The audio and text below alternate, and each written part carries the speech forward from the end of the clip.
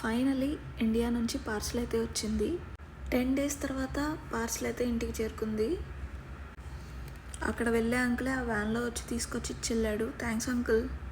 ఇంకా అయితే ఓపెన్ చేసేద్దాము. ఇప్పటికే చాలా వెయిట్ చేసాం కదా.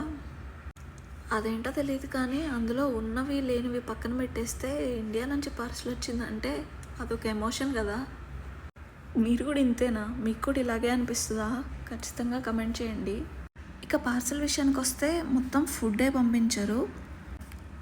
అరిసెలు, కారపూస మిక్స్చర్, సున్నుండలు, చెక్కలు, మిరప్పండ్ల పచ్చడి, చింతకాయ తొక్కు పచ్చడి, చింతపండు పులుసు, మ్యాంగో పికిల్, టమాటా పికిల్, టమాటా ముక్కల పచ్చడి, అల్లం చట్నీ, రెడ్ చిల్లీ పౌడర్ వీటి వరకు అయితే పంపించారు.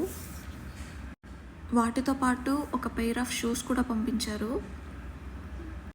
అసలు మ్యాటర్ ఏంటంటే, మీకు ఎవరైనా పార్సిల్ చేసేటప్పుడు చింతపండుని డైరెక్ట్గా పంపిస్తారా, లేకపోతే చింతపండు పులుసు చేసి పంపిస్తారా? లాస్ట్ టైం చింతపండు పులుసు పంపించినప్పుడు బాగానే ఉంది, కానీ ఈసారి పంపించినప్పుడు మాత్రం అంతా పాడైపోయింది. ఆల్మోస్ట్ 2.5 kgs చింతపండు పులుసు, పైగా ఇంట్లో వాళ్ళ కష్టము అంతా వేస్ట్ అయిపోయింది. మొత్తం స్మెల్ వచ్చేసింది.